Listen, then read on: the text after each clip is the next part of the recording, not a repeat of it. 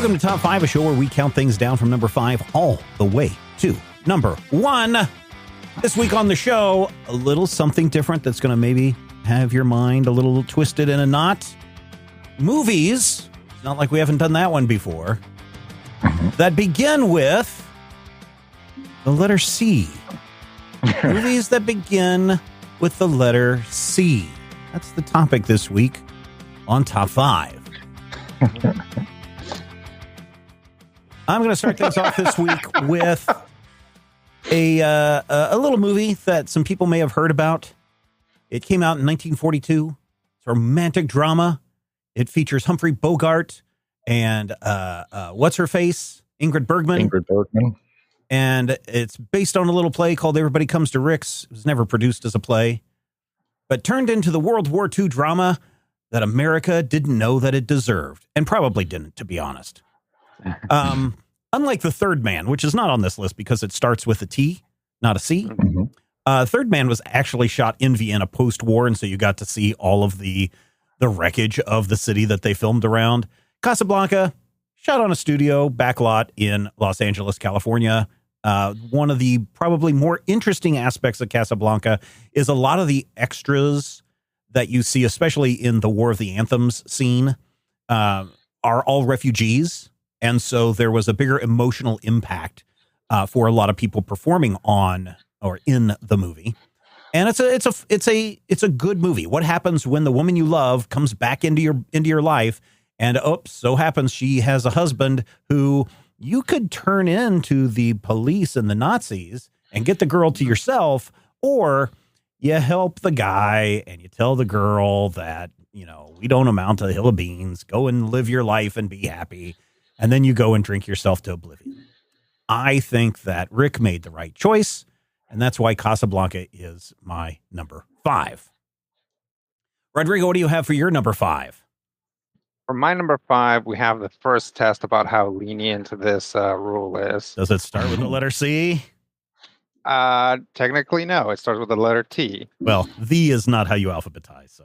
All right. Well, then it works, because my number 5 is The Cabin in the Woods. Yeah, that one was almost on my list. I really like this movie a lot. Yeah, Cabin in the Woods is a lot of fun. It's a lot of fun if you go into it blind, and it's a lot of fun on a second watch. It is a horror movie that is also making fun of horror movies. It's sort of like a horror comedy. I like horror comedies a lot.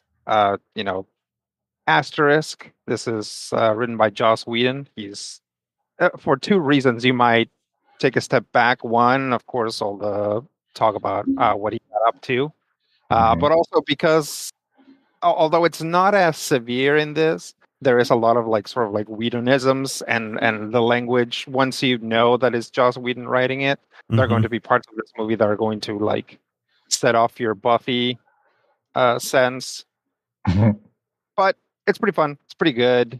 And like I said, this is a good movie to watch at least twice, right? Once going in blind, once knowing what actually is supposed to be happening. It'll make a lot more sense. Yeah, and it really changes the tone once you get to the end and you realize what the ending is and what was really going on. And then you watch it again and you're like, these dumb kids.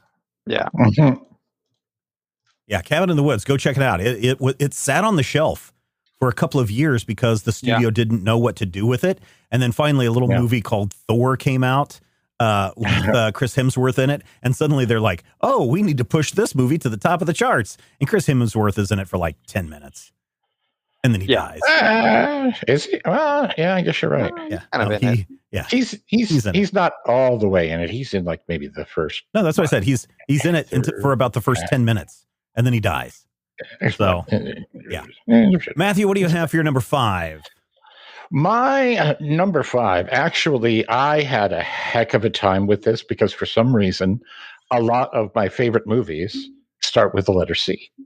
But my number 5 is probably the least favorite of my favorite movies, 1983, featuring direction and music by John Carpenter, features 57 Plymouth Fury, and the writing of Stephen King. And it does something that the source material doesn't, and Stephen will laugh at this when I tell you, it has an ending. Talking about Christine, which is a fascinating movie to watch simply because the lead character is the same kid who plays Rodney Dangerfield's son in Back to School.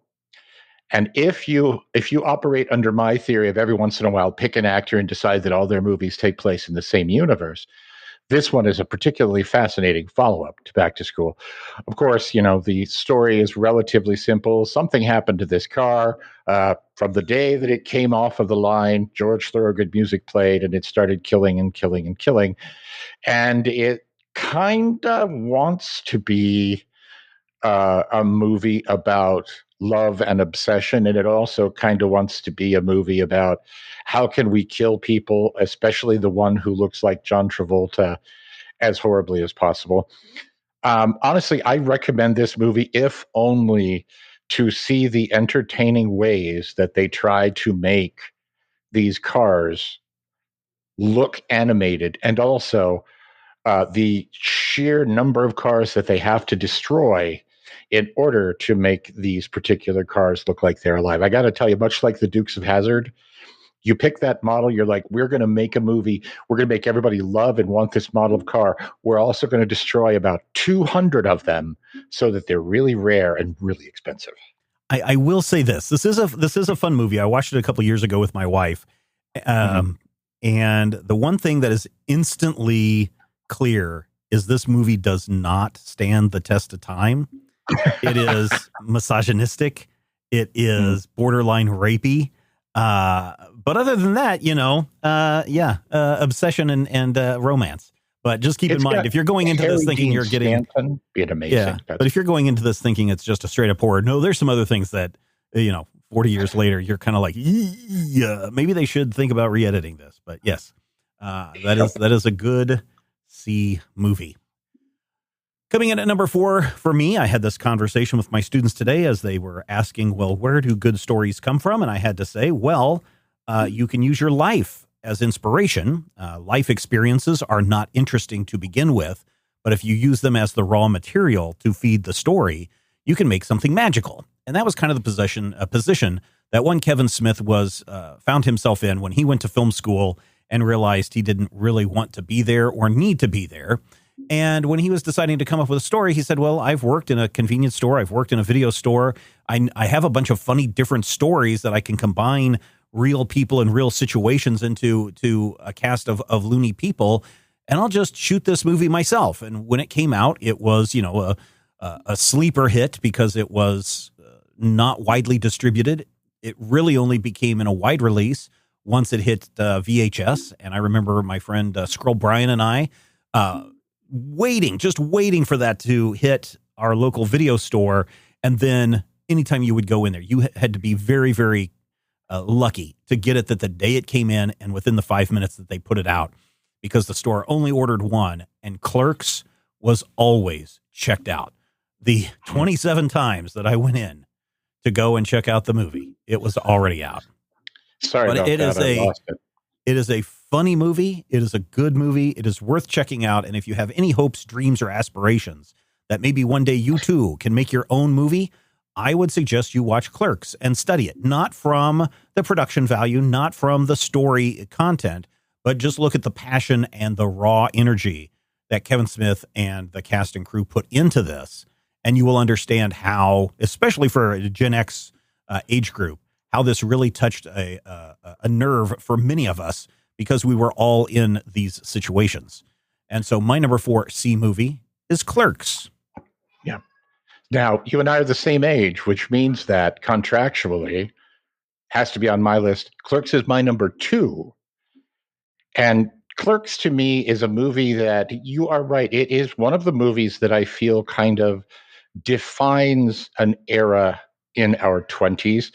And it does it in a way that, I'll be honest, it doesn't necessarily age well. And I think that the biggest problem with Clerks for me is the sequels to Clerks. both of which I love. I love really everything in the View Askew universe, and I will watch them over and over and over. But Clerks is the only one that I just kind of sit down and study and really like engage with, because Clerks is a very simple story. It's a story of two guys, a day at work. Time passes in a very, very strange manner. Apparently, it's pitch dark at 5:30 in the afternoon. Kevin actually admits that if he had a continuity wrangler, the film would probably have to be in a different order. Well, yeah, but that's not the point. The problem with that was that he could only shoot in that store at night, and so that's where the gimmick of the gum in the lock and the security shade is down. So really the only times that you can see the outside stuff is if somebody's coming in that side door. Right. But those are very few in the movie. There are a couple of scenes when Jay and Silent Bob are outside in daylight, but even those are relatively brief. And I love this movie. I love every moment of this movie. If you watch Clerks 2 and especially Clerks 3, the implication is that not only was this the worst day, excuse me, not only was this the worst day of their career at the Quick Stop and or RST Video, respectively, it's the only day that anything memorable happened, because Clerks 3 takes place 30 years later, and all of their stories, with the exception of one, are things that take place on the day recorded in Clerks. I don't know why that just strikes me, but I will say this, just the sign that, for me, if you were to try and create one of a traditional god, like a mythological figure, you could turn Veronica standing on the freezer with that fire extinguisher into one of the gods of Generation X. It could be, it's like Darmok and Jalad at Tanagra, Veronica on the freezer with the fire extinguisher. Clerks is a very, very good movie. It was almost my number one. And the reason it's not my number one is because I knew that Steven is also in his 50s. Oh, you can still put it as your number one just because. Yeah, but I didn't want it to be my number one Kevin and get to the end of the show and be like, Oh, that's okay. Well, it's no big deal. Rodrigo, what do you have for your number 4? My number 4 is Carrie, the 1976 one. Yeah. The first time I watched it, I was all in, got scared up at the end. Since then, and I thought it was good. Since then, I've had to watch this movie a lot because I work a job in which I watch whatever the client's watching, and one of my clients would just put on this movie and we'd watch it over and over again. So I've seen Carrie a lot, and it's like there are things that will, if you watch something once or twice, or if it's like your favorite, there are going to be things that like stick out to you. But to me, like it's like the weird textural stuff that sticks out to me with Carrie. There is a scene, I don't know if I've talked about this on this show before, but there's a scene in which the boys are trying on their tuxes, and they speed it up. Like all of a sudden they're like talking like chipmunks and like running around. And it is the only scene in the movie where that is used. Like it's, like you can do something like that where, for example, like Scott Pilgrim, like a character will enter and then they'll get like a little subtitle of who they are and what they're about, right? It's like, and that's done for most characters. So it's like a theme throughout. It's like, this is the only time it happens in the movie. And I'm just like floored by it. I'm like, why didn't they just cut? Like, why did they decide to do this? And I don't know, maybe someday I'll sit down and try to do some research about it. Are they on drugs in that scene? Nope. Huh. Weird. It's been a long time since I've seen that movie. Yeah. So watch Carrie again. It starts out completely normal. The boys, you've seen girls getting ready. Now the boys are getting ready.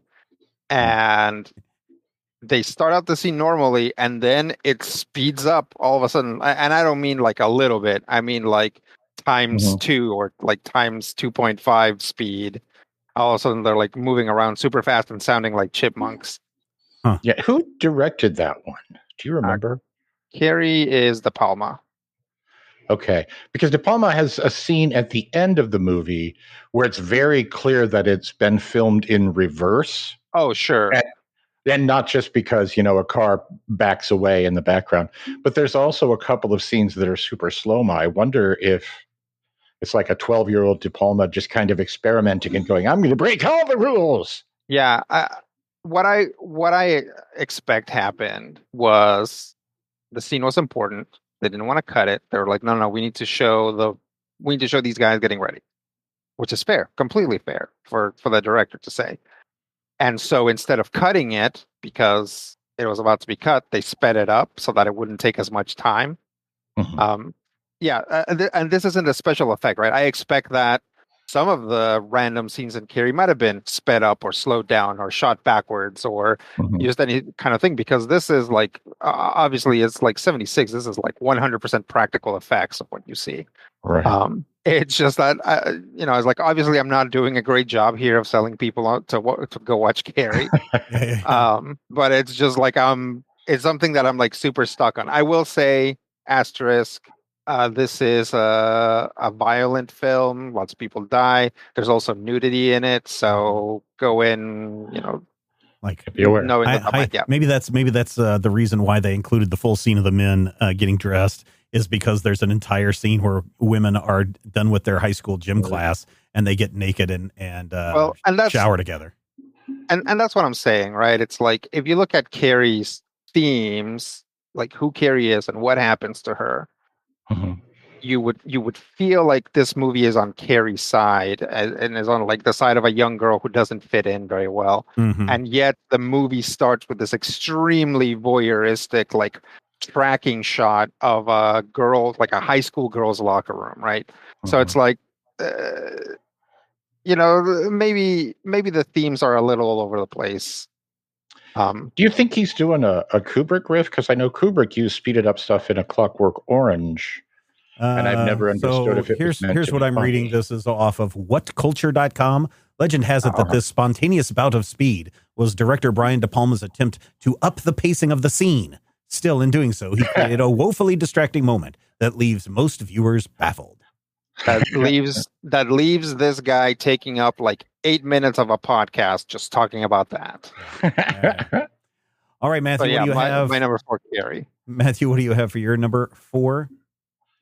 My number 4 is not only a movie from the 21st century, which, as anyone who listens to this show and my portion of it specifically can tell you, isn't necessarily common. It's actually a movie from a couple of years ago, and it's a movie that is a sort of a pseudo sequel, or what these days I think they call a requel of a movie from 1994. 1994 will show up again, so put a pin in that. The Craft Legacy from 2020 is my number 4. And I feel like, as with so many, bits of modern media, part of the reason I liked it is I watched it with the kid. And there's something about this particular movie that I find incredibly endearing, because when my child was younger, they had this thing where they wanted to read stories where people would go and these two cool characters would go off and be awesome best friends and have adventures. And sometimes you'd have the point where, oh, well, we have to introduce these weird complications and we have to do this crazy, stupid stuff.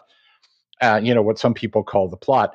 And they were like, no, I don't like that. I just want them to kind of hang out and be friends and have adventures. And that's the thing about the Craft Legacy that's fascinating, because it seems to come partly from that point of view. The original Craft had conflict from the very beginning within the core characters, the main 4 characters of the movie. This one, they're all on the same page, but as the movie goes on, it literally becomes clear that they're fighting literal patriarchy. And it's kind of hilarious at the end of the movie when something happens that people talk about, and they're like, hey, what happened to that guy's kids? And they're never spoken of again. And I've always believed that they just ceased to exist at the end of the movie because they were no longer important. But the final scene of the movie is cool. It is a shocker. It is a setup for a sequel that's probably never going to happen.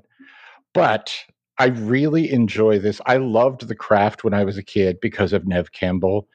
But this is a movie that I like to watch just to see these four young actresses and the supporting characters, and of course, the English boy who's in everything now. What is his name? Nicholas Galitzine.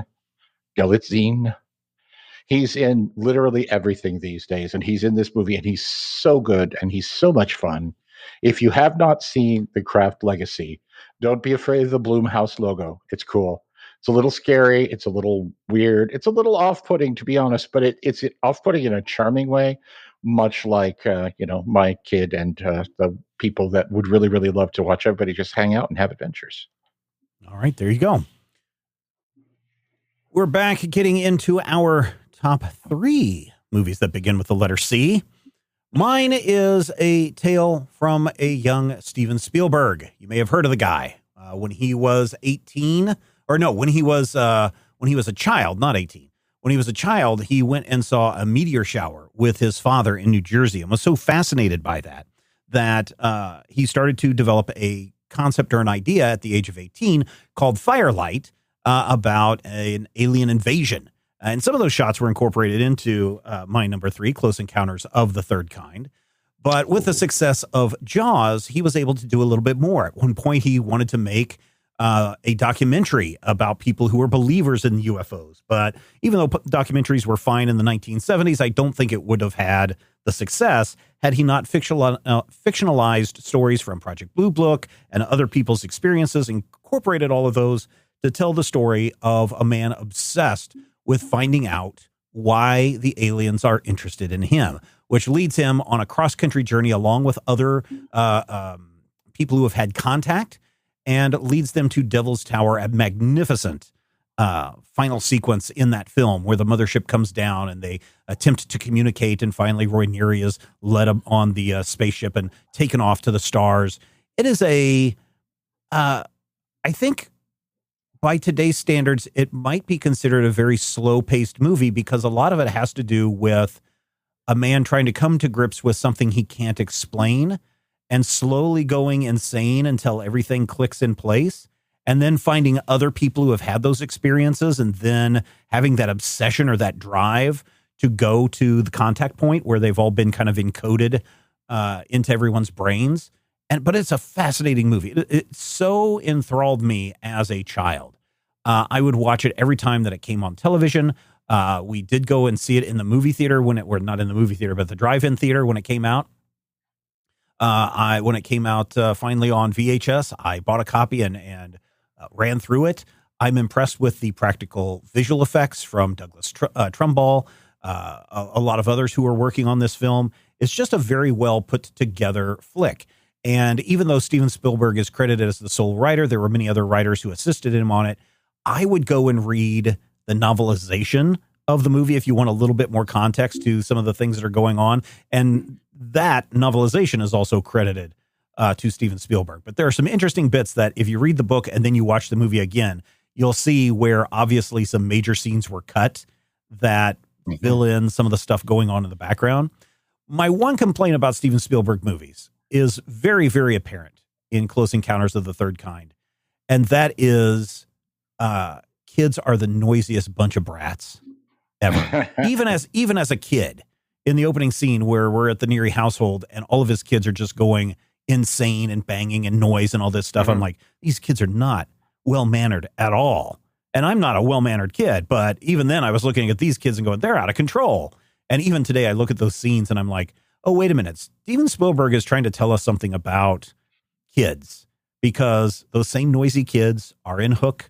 Those same noisy kids are in E.T. Those same noisy kids are in any movie that features a group of preteens. They just got to be, I think Steven Spielberg coaches them and says, just be loud, crazy, out of control, and you'll be fine. But just the visuals of Close Encounters of the Third Kind are worth checking out this movie. And that is why it falls into my number 3. I watched it last summer and I was stunned. There's a scene at the end when they're doing the whole big set piece and they're panning across the crowd, and they pan across the crowd, and all of a sudden, boom, there's a shot. And right in the middle of the shot, never seen him before in the movie, never see him again, Lance Henriksen just standing there going, Yeah, he's in that. Also, there are some, I forget who, I think it's Hynek. I can't remember who is in there, but there's a big UFO researcher person who features in probably that shot that you're talking about in that final sequence. So yeah, there you go. Rodrigo, what do you have for your number 3?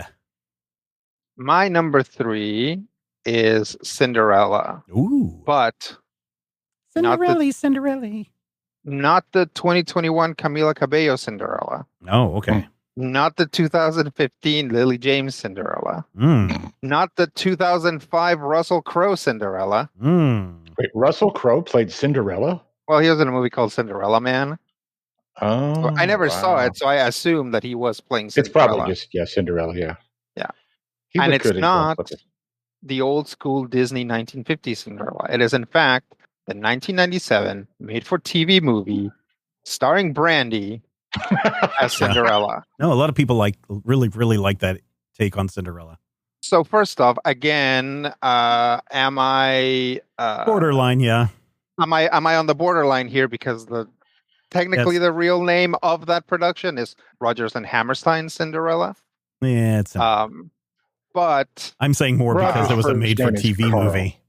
It was a made-for-TV movie, and as such, it was actually sort of what I want to say. Like, it was advertised both as just Cinderella and as Rodgers and Hammerstein Cinderella. So, this is Rodgers and Hammerstein Cinderella, which you might be familiar with, except it stars actually kind of an incredible cast, right? Whitney Houston plays the fairy godmother. Victor Garber and Whoopi Goldberg are the king and queen.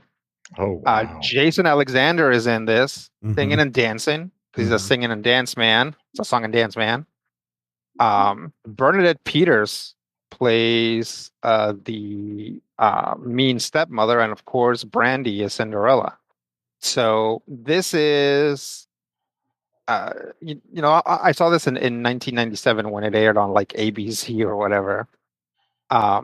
Going back and watching it again a few years ago, I was surprised by two things. One, it really holds up, even though the book is like much older than 1997, right? So not only is it an old musical, but now it's like double old because this production is old, and it was still lots of fun to see and lots of fun to get into. One of my favorite things is something that people kind of made fun of it at the time, which is that all of the characters, including characters that are supposed to be blood relations, are different races, right? So like Whoopi Goldberg and Victor Garber had like an Asian child. And Bernadette Peters has two stepdaughters, one of whom is black, right? So people are like, oh, what? How can you like? So first off, like that's not even that weird. But second, it really gives this it's like the most powerful community theater production, right? It's like the people that showed up were the people that we have.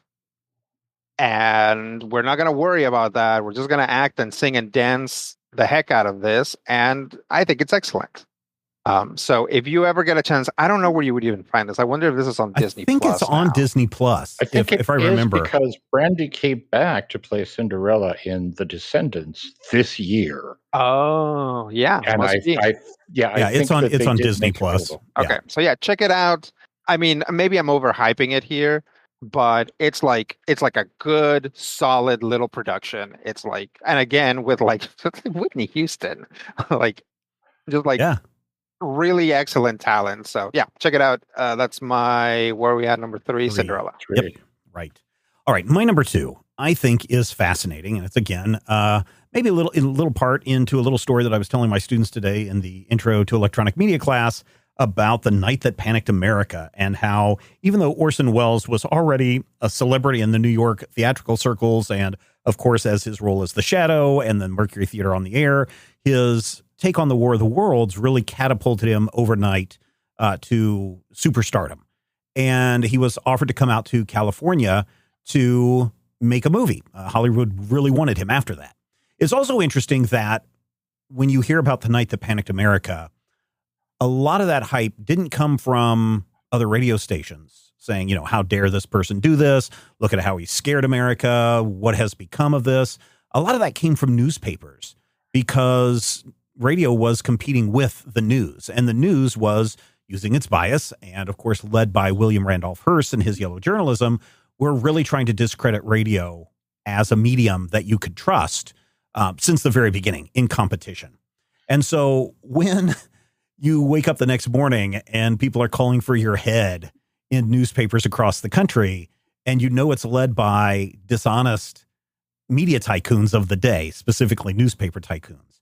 Part of me wants to say that Citizen Kane, which is loosely based on William Randolph Hearst's life, as well as a couple of other Chicago tycoons, one can't help wonder if Orson Welles and Mankiewicz sat down and plotted their revenge in the form of this film, in that they're telling all of Hearst's dirty little secrets, but at the same time, when Hearst dies, or well, when Kane dies in the movie, they're basically just saying this man has died alone. Nobody liked him. He was hated. He was, in the end, just a puff of smoke kind of person.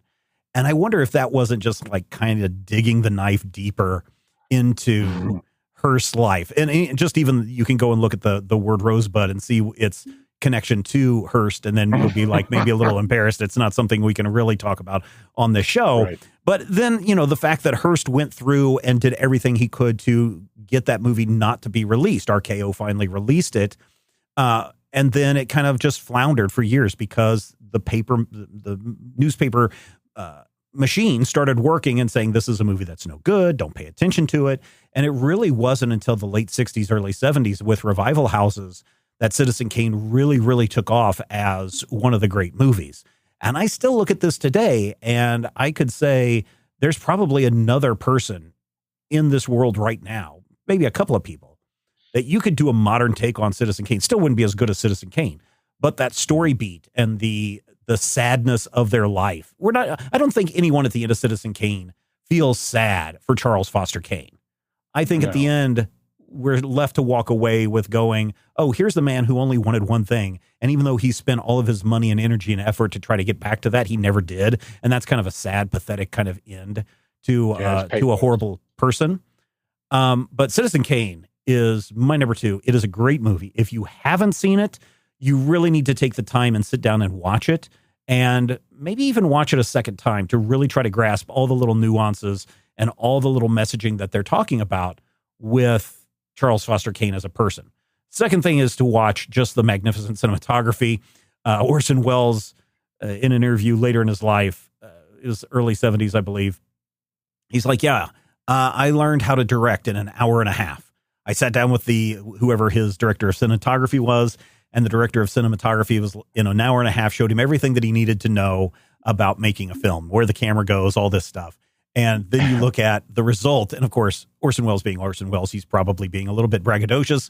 But in this case, when you look at the cinematography and you see what came out of that piece, it is fantastic. If you've already seen Citizen Kane and you're like, yes, I already knew all of this stuff, Stephen, then I would encourage you to go check out a Netflix movie called Mank. It was up for an Academy Award. I don't remember if it won or not, but it tells the creation of Citizen Kane from Mankiewicz's perspective and all the troubles that he went through to make that movie happen. And I would encourage you to check that out because it's also very, very good. But my number 2, Citizen Kane. Rodrigo, what do you have for your number 2? My number 2 is Coraline, 2009. So Coraline is based on a book. And from what I understand, the movie Coraline doesn't stick terribly close to it. I still haven't read the book, but I enjoyed the movie a lot. Coraline is one that is definitely those games that you can get on your phone now where it's like, find the hidden thing. And there's like kind of like a cluttered room and you're like, oh, there's the hat. Oh, there's the other hat. Oh, there's somebody with button eyes. Yep. So Coraline is like that, but it's a movie, right? it is just extremely rich. So Coraline is a quote unquote stop motion movie. It's technically it is because they actually used a lot of live or like a lot of real models. Um, and the sets are very interestingly designed, and there's just kind of stuff all over the place. There's lots of symbolism to be found, lots of like foreshadowing in the way that things happen, or just the way that things look, or the placement of something specific. It is a movie that really invites multiple watch throughs because you can be like, okay, I'm gonna focus on, for example, the button eyes. Like, yeah, what has button eyes? When did the button eyes come in? What do we see? Where do we see buttons? What are buttons doing?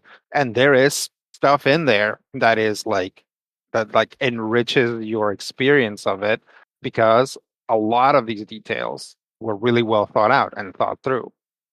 And no one randomly speeds up in the middle.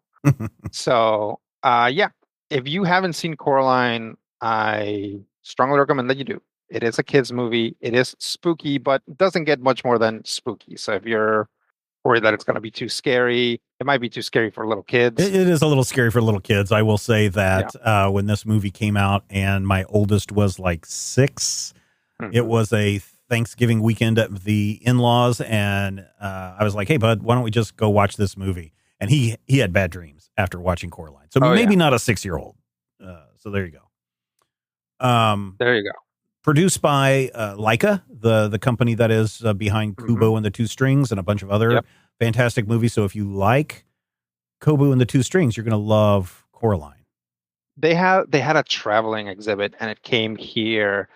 And I actually haven't seen that many Laika movies, but I really wanted to go see it because that just sounds amazing, right? Because this company specializes in this sort of like enhanced stop motion stuff. So I was like, I'm sure we're going to have like lots of models and like lots of explanations of how they did things, but I didn't manage to go, and I'm still kicking myself about it. Yeah. If it comes around again, go check it out, Rodrigo. Yeah. Matthew, what do you have for your number 2? Unmute, please. We did my number 2, but because of where we did it, I didn't do my number 3. Okay. So my number 3, which will be actually in the place of my number 2 because my number 2 was in the place of my number 3. My number 3 is 1994 returning and grabbing us all by the neck and going, hey, would you like to watch the most stylish movie with the most charismatic lead actor and a plot that we just hammered and hacked and smashed to bits, but you won't care because of the incredible charisma of the man on screen? And I said, yes, The Crow, please play this movie for me. And we sat and we watched The Crow. The Crow is one of those movies that is known more for the stories behind the camera. The prime actor, of course, Brandon Lee, who is the son of Bruce Lee, was in fact killed during a stunt on the set. And they decided that they were going to finish the film as a tribute to him. And I remember there being in 94 questions about whether it was really a tribute, whether it was crass, whether it was bad. I feel like the final product, just the amount of emotion that you get out of this movie, really does make it feel much more like a tribute until they greenlit the 5 sequels. If you have never watched The Crow is just an endless cavalcade of, hey, why do I know that guy? And that, I think, is one of the things that makes it so much fun. Ernie Hudson is in this. Tony Todd, the Candyman, is in this. John Polito, they actually, apparently, the producers were like, we want a John Polito type to play this character. And one of the people was like, hey, what if I get you the real John Polito? And they're like, oh, he'll never agree to be in this film. And of course, he immediately agreed to be in this film. So that's kind of lovely. If you sit and you just watch this movie and you try really hard, as I have to sometimes do, to not worry about the bits of plot that have clearly been moved around and the part where they're like, okay, how are we going to make this work? We need the proverbial MacGuffin, but we also need to break it. So we need to have that moment where, oh no, it no longer works. Oh man, what a bummer. And that is really, really awkward, but it's played off in a scene where literally Ernie Hudson and Brandon Lee are lying there bleeding, and Ernie Hudson says, "I thought you were invincible." And Brandon Lee just says, "I was. I'm not anymore." That's all you need.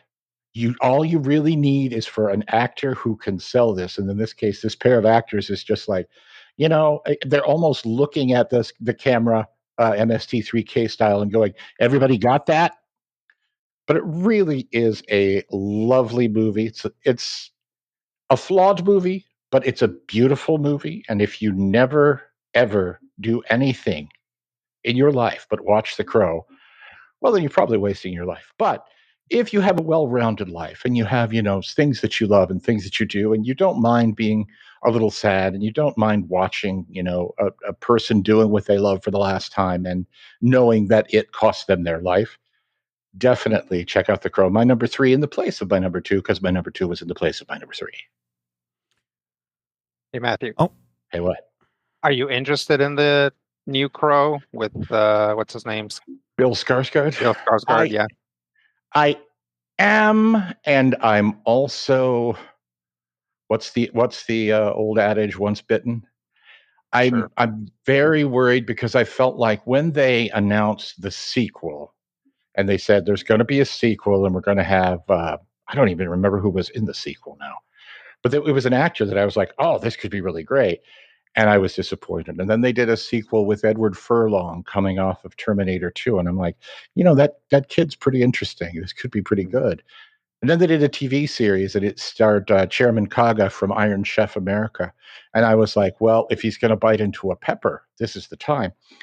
So I feel like I want to see it, but it's also, I can't think of a better way to say this. And in context, it may sound a little bit insensitive. It's just a morbid curiosity to want to see the 2024 Crow.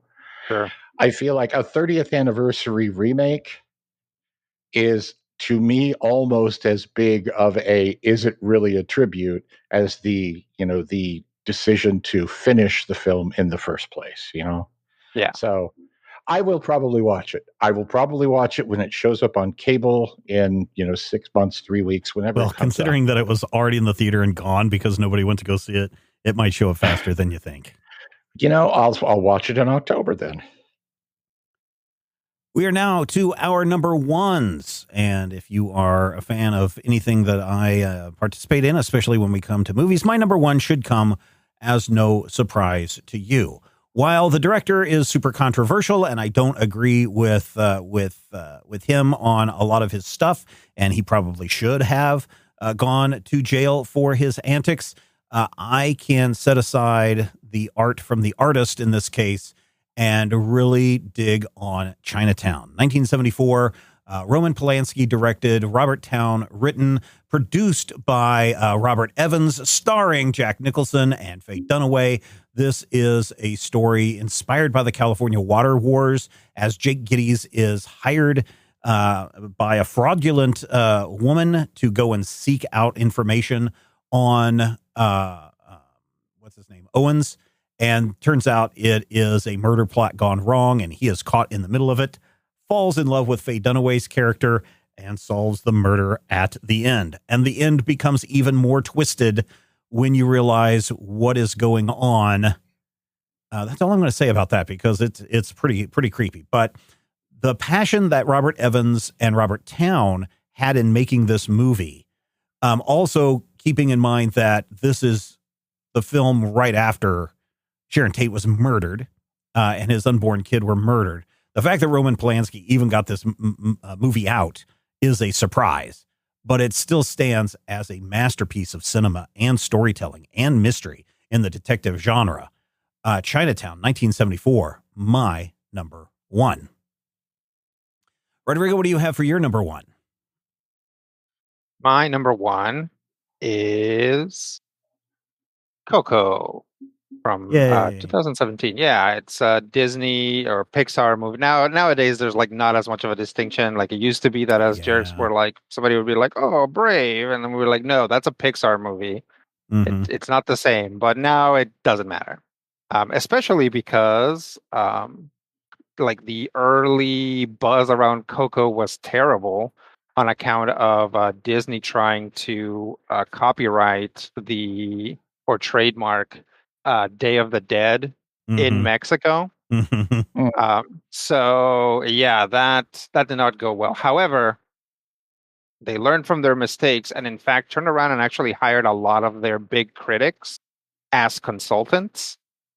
And the end result is, I think, a movie that takes very good care to be respectful while also, doing its own thing, playing with the mythology and everything else. As someone who moved away from Mexico when I was very young, um, there is a like an ephemeral Mexicanness to Coco that really makes me emotional. Um, and it's funny because this is something that I've noted multiple times. My parents are not affected by that. Like they, Really my interesting. parents left Mexico as adults. Like there is a core of like masa and atole and cempasúchil at the center of their bodies, and it doesn't like they're just Mexico is with them wherever they are. Whereas like for me, there's like during my formative years I left. So I played Book of Life. I've also talked about my mom being a very harsh critic of media in this Mhm. show specifically. Mhm. I played for them the Book of Life, and they were like, "It's fine." And I played Coco, and they were like, "It's okay." Like that's not really how it's supposed to go. And I'm like, I know it's not really how it's supposed to go. It's a story. Um, so when I went to see Blue Beetle and I got a little choked up about it. I'm like, I'm just not going to show this to them. I'm going to tell them about it, but they're not going to care. So, but for me, Coco was an emotional experience. I was crying in that theater the first time around, and to this day, when I hear, especially the Spanish version, oh, actually the English version does it too. I get choked up because like the the boy who sings it, right, is Mhm. singing in this style that is like a traditional Mexican style. He's like basically singing like a mariachi song, like the main song. Yeah, remember me. Um, Remember Me, yeah. Um, and uh, or wait, no, I'm thinking of like Proud Corazon or something. That one too. Um, it yeah, it's like it's more than just the song or the lyrics, is that the style itself like just transports me back, right? Mhm. Very weird. It's very Yeah. weird how media can do this to you. And back in my 20s, I was like, nothing can ever make me sad about stuff. And then as I've gotten older, I'm just like, the world is full of memories, I will and tell I you the cry a same. lot. I will tell you the same thing. What year did that come out? 2017. 2017. So that's like 5 years ago. So that would make my youngest son about 8 at the time. Mhm. And hey, little hint, Rodrigo, that movie makes everybody cry. And if you Oh, watch okay. Coco and you're not crying at the end, you do probably need to do some inner reflection. Uh, my youngest is over when we were in the theater watching this, I look over and he is just trying not to cry. And I'm Mhm. like, listen, buddy, it is totally okay to cry. This is what movies are supposed to be about. This is what makes good stories, is when it can evoke an emotional reaction from you. And what you're experiencing is emotions. So, let them out. Do that. Whether Yeah. it's the music of Coco or with the animation or the story about a boy who wants to connect and wants to be something more than he is, but finds out that just like Fast and the Furious, it's all about family.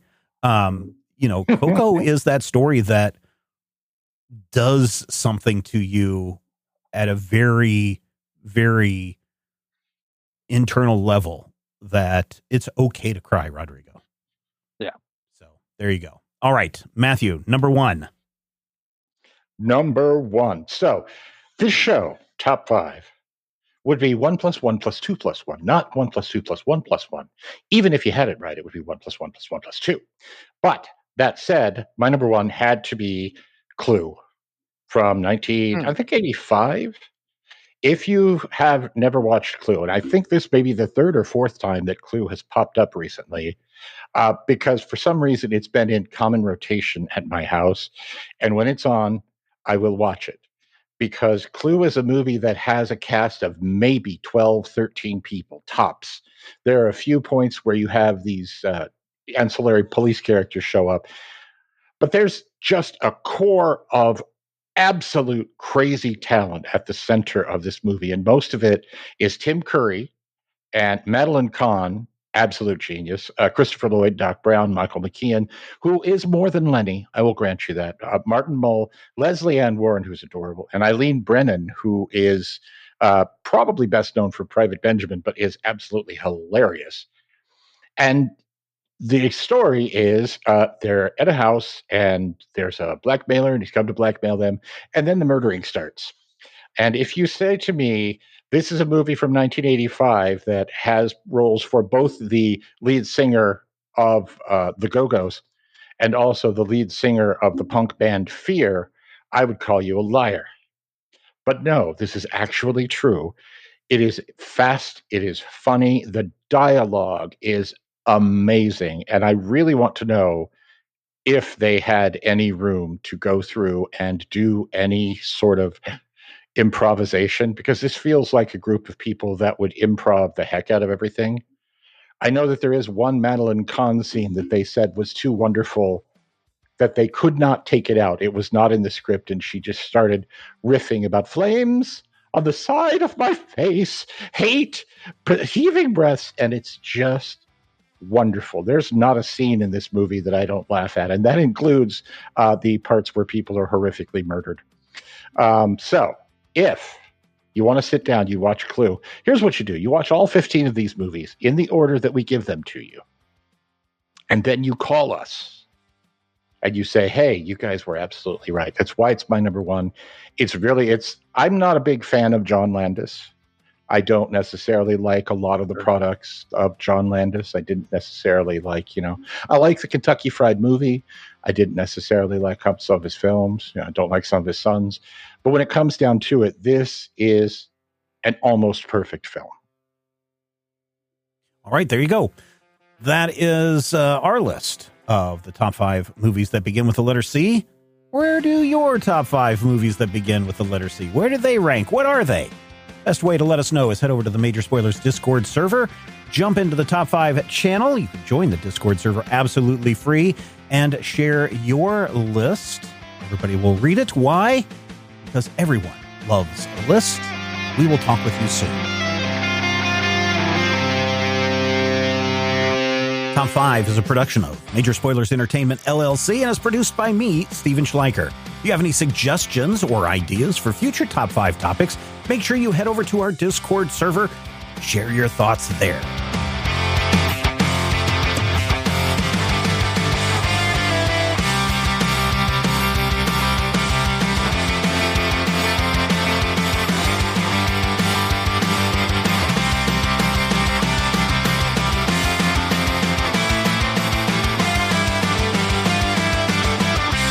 This podcast is copyright 2024 by Major Spoilers Entertainment, LLC.